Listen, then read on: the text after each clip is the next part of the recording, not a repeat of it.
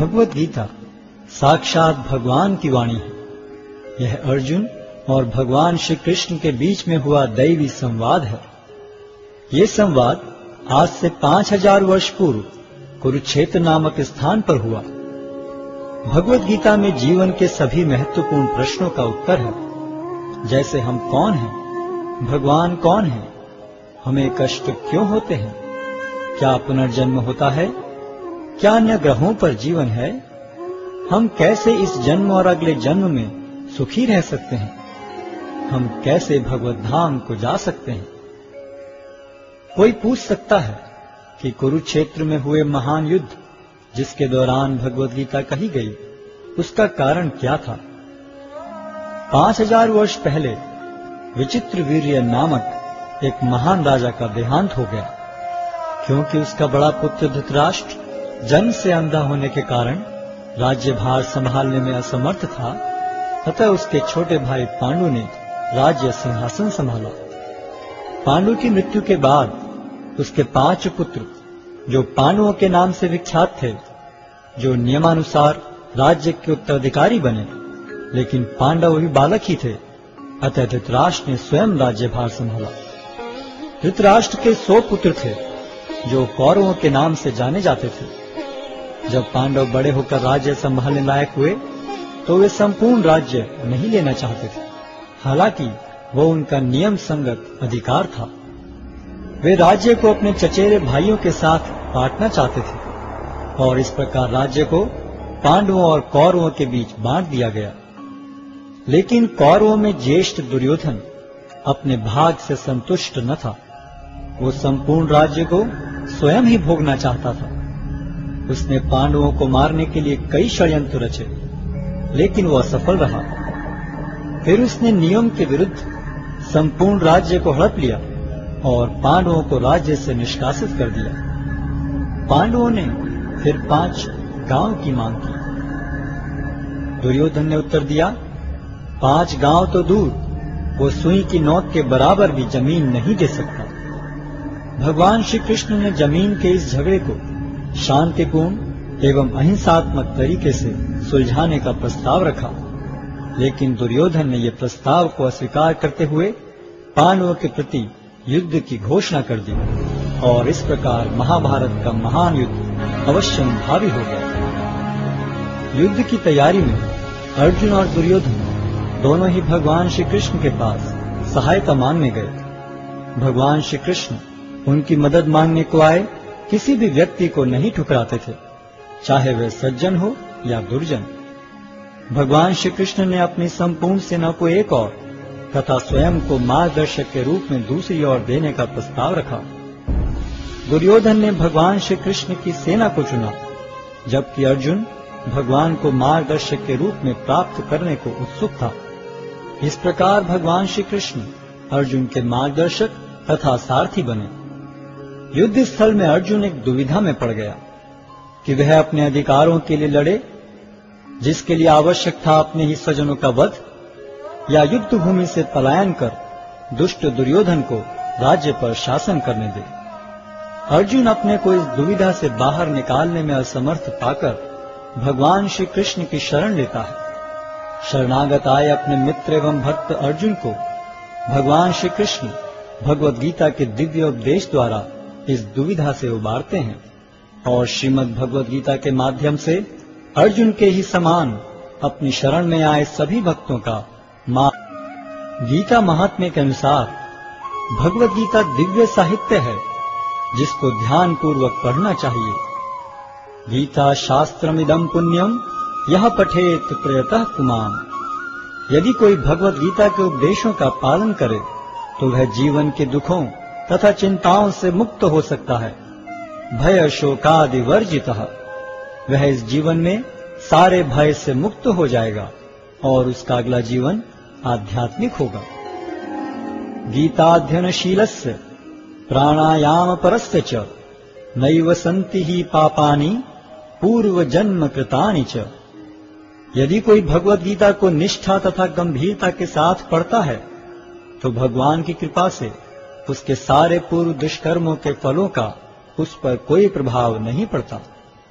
मलिने मोचनम पुंसाम जल स्नानम दिने दिने सकृत गीतामृत स्नानम संसारमलम नाशनम। मनुष्य जल में स्नान करके नित्य अपने को स्वच्छ कर सकता है, लेकिन यदि कोई भगवद गीता रूपी पवित्र गंगा जल में एक बार भी स्नान कर ले तो वह भव सागर की मलिनता से सदा सदा के लिए मुक्त हो जाता है। गीता सुगीता कर्तव्या किमन्यै शास्त्र विस्तरई या स्वयं पद्मनाभस्य मुख पद्मादिनिस्सता। चूंकि भगवद गीता भगवान के मुख से निकली है, अतएव किसी को अन्य वैदिक साहित्य पढ़ने की आवश्यकता नहीं रहती। उसे केवल भगवद गीता का ही ध्यान पूर्वक तथा मनोयोग से श्रवण तथा पठन करना चाहिए। वर्तमान युग में लोग सांसारिक कार्यों में इतने व्यस्त हैं कि उनके लिए समस्त वैदिक साहित्य का अध्ययन कर पाना संभव नहीं रह गया है, परंतु इसकी आवश्यकता भी नहीं है। केवल एक पुस्तक भगवद गीता ही पर्याप्त है, क्योंकि यह समस्त वैदिक ग्रंथों का सार है और इसका प्रवचन भगवान ने किया है। भारतामृत सर्वस्वम विष्णु वक्राद्विनिश्चितम गीता गंगोदकम पीत्वा पुनर्जन्म न विद्यते। जो गंगा जल पीता है उसे मुक्ति मिलती है, अतएव उसके लिए क्या कहा जाए जो भगवद गीता का अमृत पान करता हो।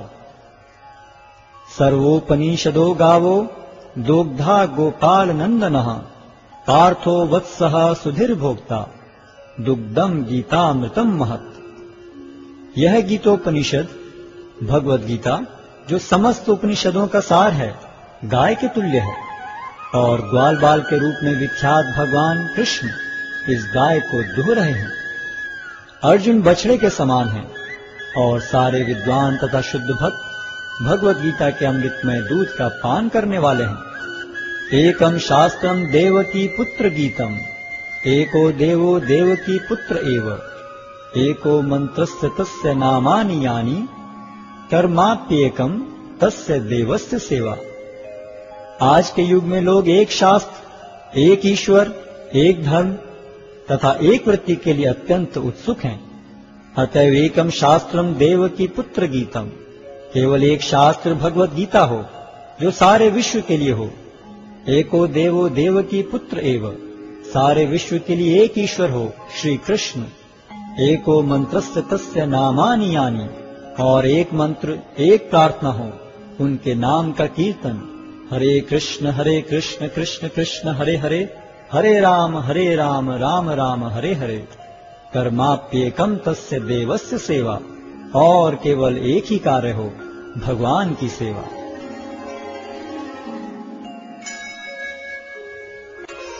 अध्याय 1 कुरुक्षेत्र के युद्ध स्थल में सैन्य निरीक्षण। धृतराष्ट्र ने कहा, हे संजय, धर्मभूमि कुरुक्षेत्र में युद्ध की इच्छा से एकत्र हुए मेरे तथा पांडु के पुत्रों ने क्या किया? संजय ने कहा, हे राजन, पांडु पुत्रों द्वारा सेना की व्यूह रचना देखकर राजा दुर्योधन अपने गुरु के पास गया और उसने ये शब्द कहे, हे आचार्य, पांडु पुत्रों की विशाल सेना को देखें, जिसे आपके बुद्धिमान शिष्य द्रुपद के पुत्र ने इतने कौशल से व्यवस्थित किया है। इस सेना में भीम तथा अर्जुन के समान युद्ध करने वाले अनेक वीर धनुर्धर हैं, यथा महारथी युयुधान, विराट तथा द्रुपद। इनके साथ ही धृष्टकेतु, चेकितान, काशीराज, पुरुजित, कुंतीभोज तथा शैब्य जैसे महान शक्तिशाली योद्धा भी हैं। पराक्रमी युधामन्यु, अत्यंत शक्तिशाली उत्तमौजा, सुभद्रा का पुत्र तथा द्रौपदी के पुत्र, ये सभी महारथी हैं। किंतु हे ब्राह्मण श्रेष्ठ, आपकी सूचना के लिए मैं अपनी सेना के उन नायकों के विषय में बताना चाहूंगा जो मेरी सेना को संचालित करने में विशेष रूप से निपुण हैं। मेरी सेना में स्वयं आप, भीष्म, कर्ण, कृपाचार्य, अश्वत्थामा, विकर्ण तथा सोमदत्त का पुत्र भूरिश्रवा आदि हैं, जो युद्ध में सदैव विजयी रहे हैं। ऐसे अनेक वीर भी हैं जो मेरे लिए अपना जीवन त्याग करने के लिए उद्यत हैं। वे विविध प्रकार के हथियारों से सुसज्जित हैं और युद्ध विद्या में निपुण हैं। हमारी शक्ति अपरिमेय है और हम सब पितामह द्वारा भली भांति संरक्षित हैं, जबकि पांडवों की शक्ति भीम द्वारा भली भांति संरक्षित होकर भी सीमित है। अतएव सैन्य व्यूह में अपने अपने मोर्चों पर खड़े रहकर आप सभी भीष्म पितामह को पूरी सहायता दें।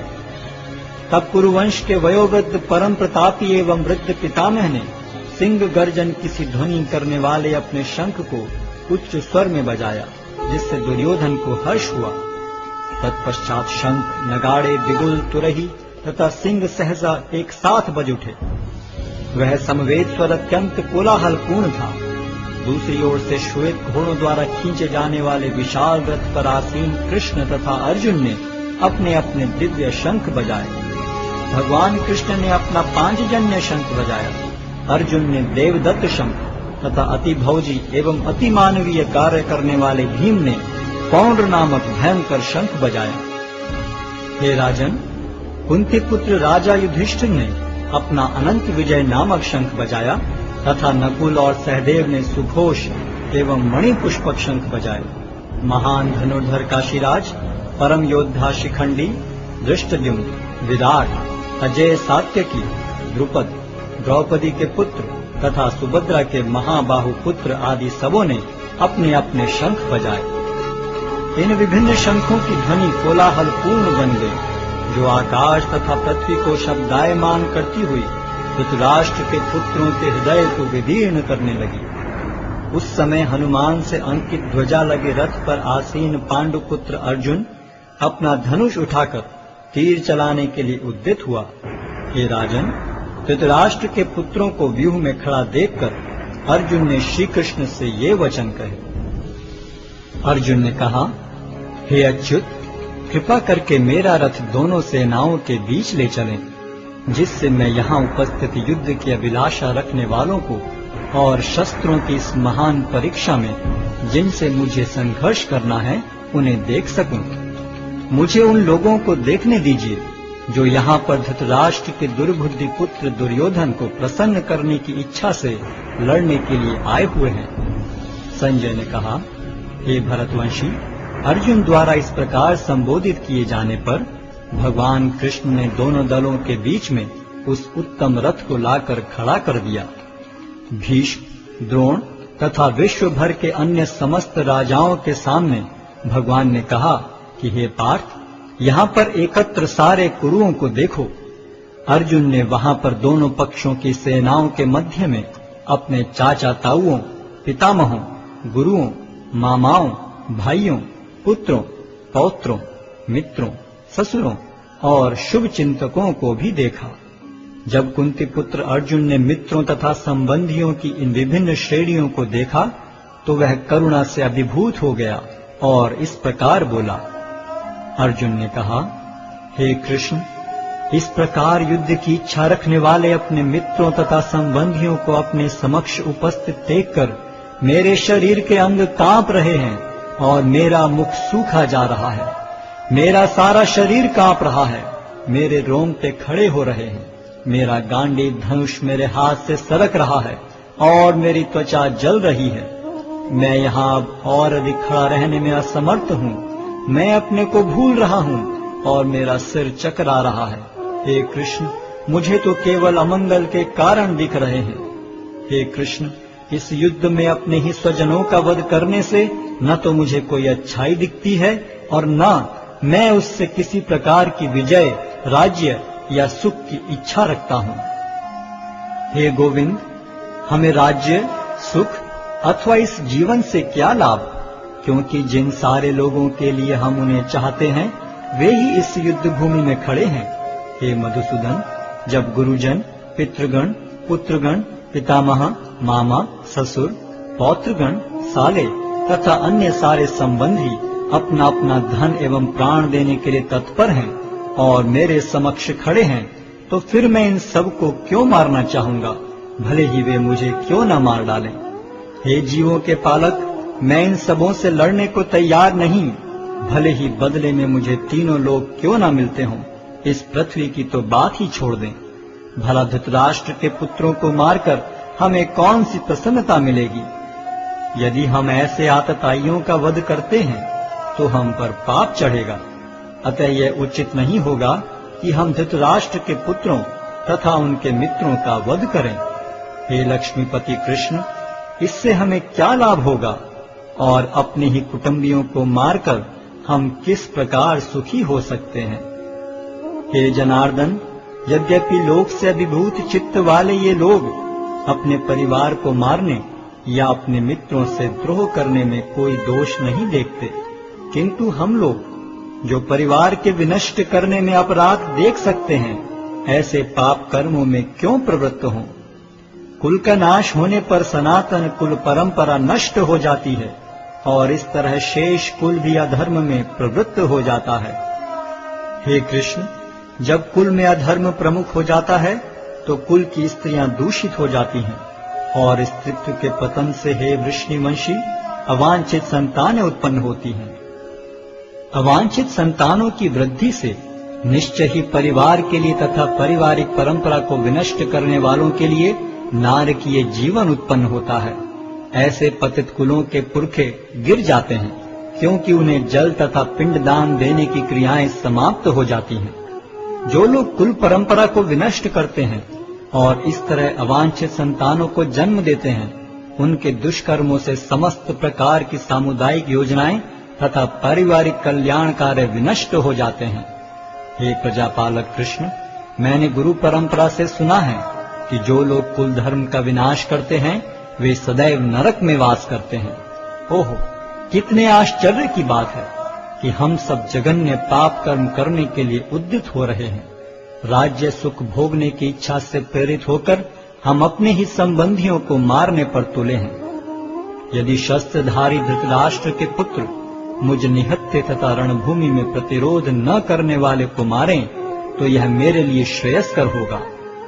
संजय ने कहा, युद्ध भूमि में इस प्रकार कहकर अर्जुन ने अपना धनुष तथा बाण एक ओर रख दिया और शोक संतप्त चित्त से रथ के आसन पर बैठ गया।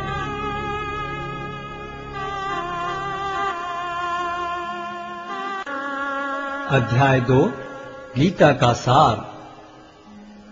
संजय ने कहा, करुणा से व्याप्त शोकयुक्त अश्रुपूरित नेत्रों वाले अर्जुन को देखकर मधुसूदन कृष्ण ने ये शब्द कहे।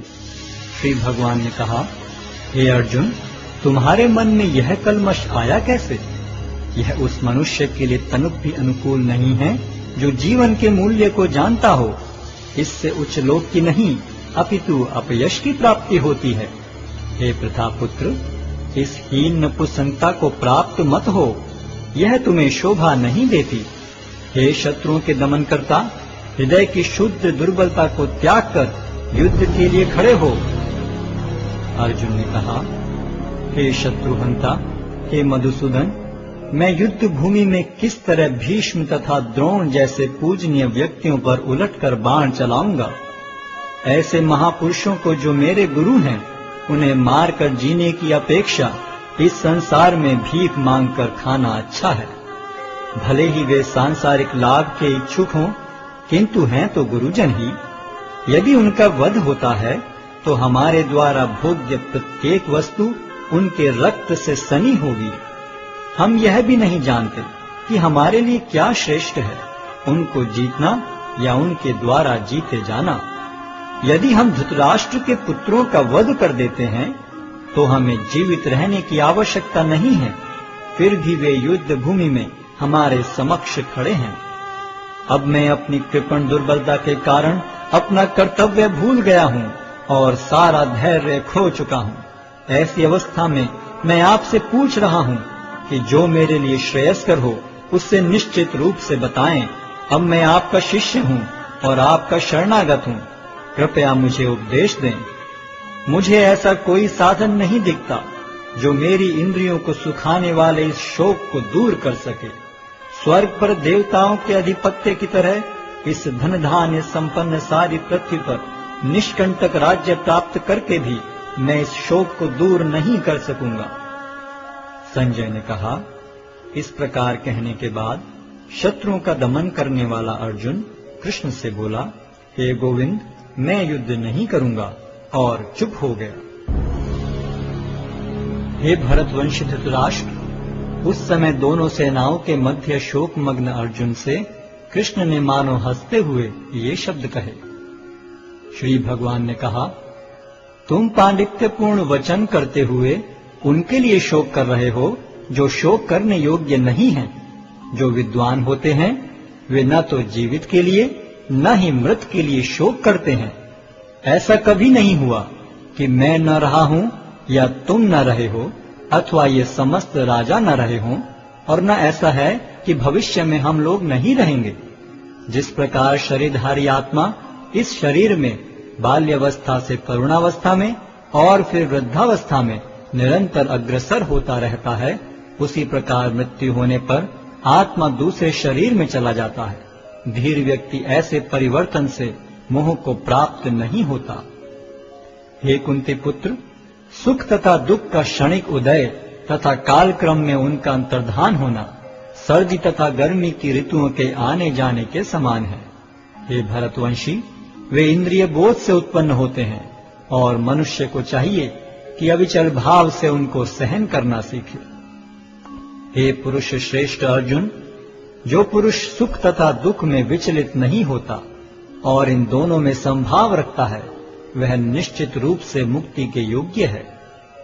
तत्वदर्शियों ने यह निष्कर्ष निकाला है कि असत का तो कोई चिरस्थायित्व नहीं है, किंतु सत अपरिवर्तनीय रहता है। उन्होंने इन दोनों की प्रकृति के अध्ययन द्वारा यह निष्कर्ष निकाला है। जो सारे शरीर में व्याप्त है उसे ही तुम अविनाशी समझो। उस अव्यय आत्मा को नष्ट करने में कोई भी समर्थ नहीं है। अविनाशी, अप्रमेय तथा शाश्वत जीव के भौतिक शरीर का अंत अवश्यम भावी है। अतः हे भरतवंशी, युद्ध करो।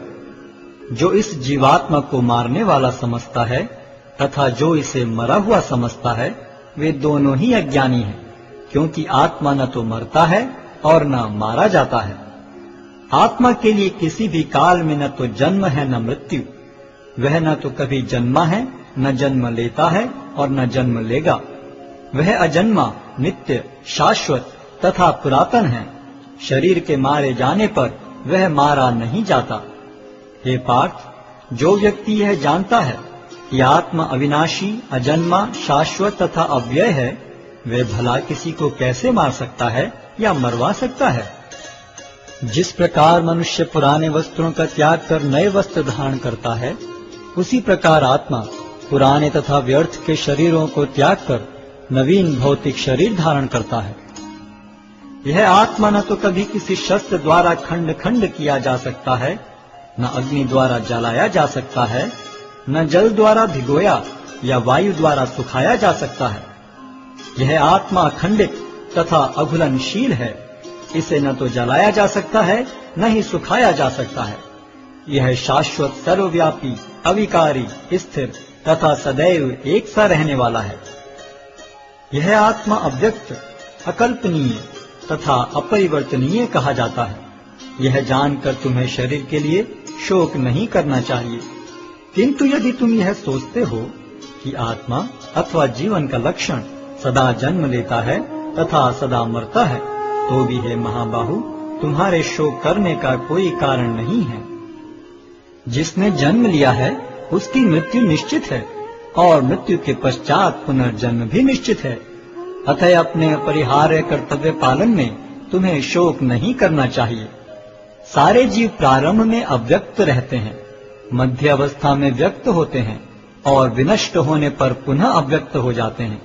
अतः शोक करने की क्या आवश्यकता है। कोई आत्मा को आश्चर्य से देखता है, कोई इसे आश्चर्य की तरह बताता है तथा कोई इसे आश्चर्य की तरह सुनता है, किंतु कोई कोई इसके विषय में सुनकर भी कुछ नहीं समझ पाते। हे भरतवंशी, शरीर में रहने वाले का कभी भी वध नहीं किया जा सकता। अतः तुम्हें किसी भी जीव के लिए शोक करने की आवश्यकता नहीं है। क्षत्रिय होने के नाते अपने विशिष्ट धर्म का विचार करते हुए तुम्हें जानना चाहिए कि धर्म के लिए युद्ध करने से बढ़कर तुम्हारे लिए अन्य कोई कार्य नहीं है। अतः तुम्हें संकोच करने की कोई आवश्यकता नहीं है। हे पार्थ, वे क्षत्रिय सुखी हैं जिन्हें ऐसे युद्ध के अवसर अपने आप प्राप्त होते हैं। जिससे उनके लिए स्वर्ग लोक के द्वार खुल जाते हैं। किंतु यदि तुम युद्ध करने के स्वधर्म को संपन्न नहीं करते तो तुम्हें निश्चित रूप से अपने कर्तव्य की उपेक्षा करने का पाप लगेगा और तुम योद्धा के रूप में भी अपना यश खो दोगे।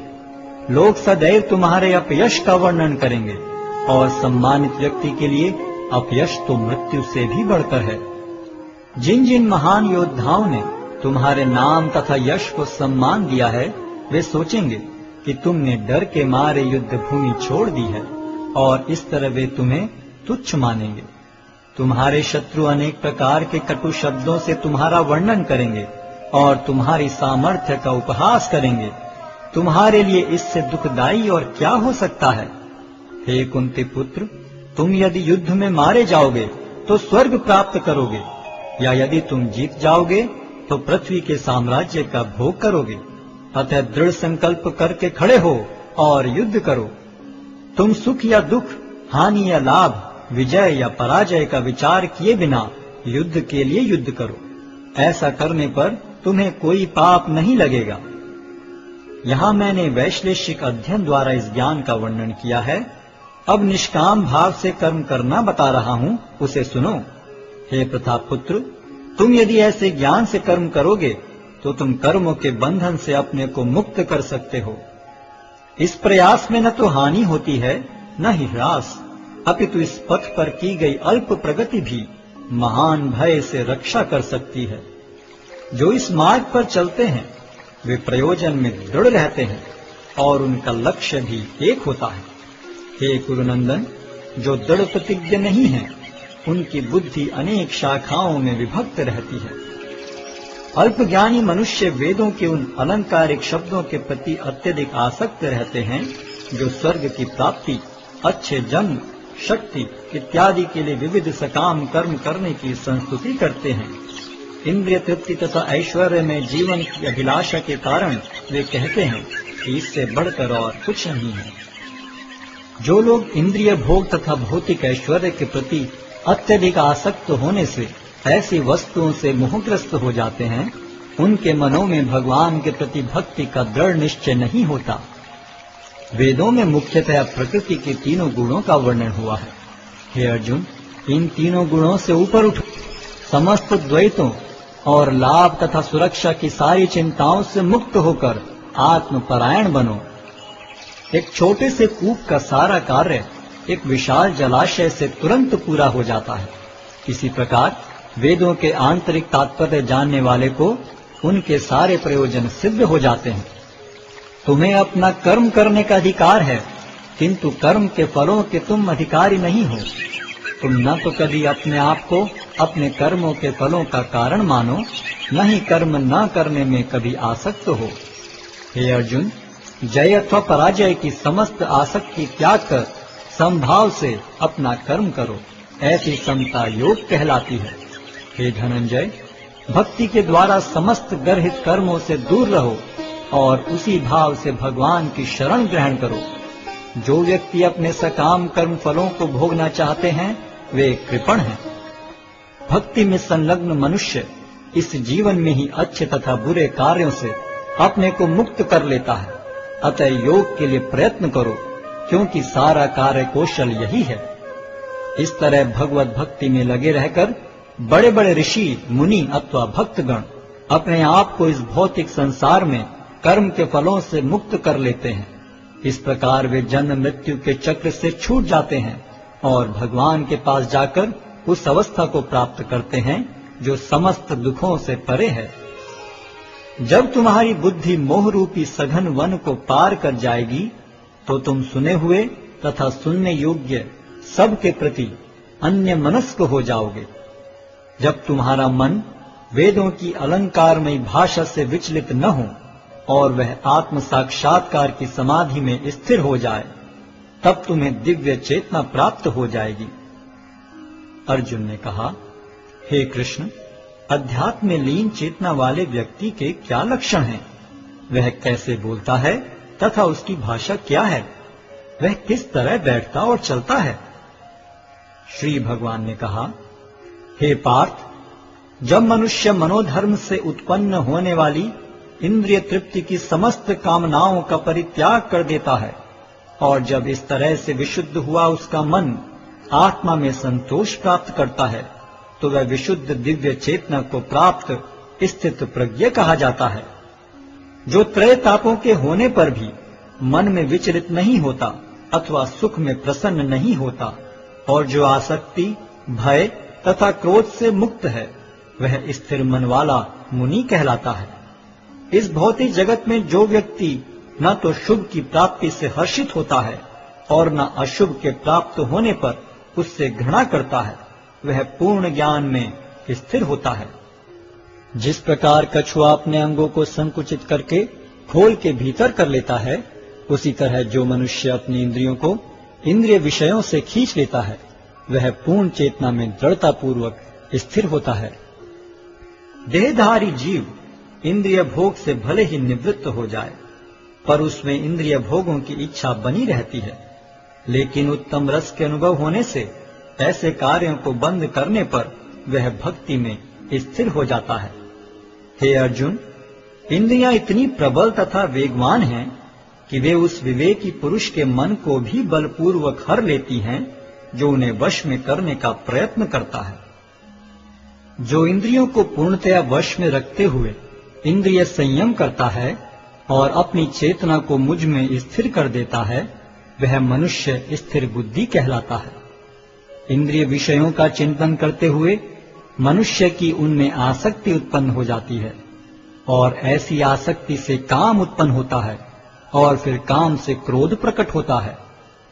क्रोध से पूर्ण मोह उत्पन्न होता है, और मोह से स्मरण शक्ति का विभ्रम हो जाता है।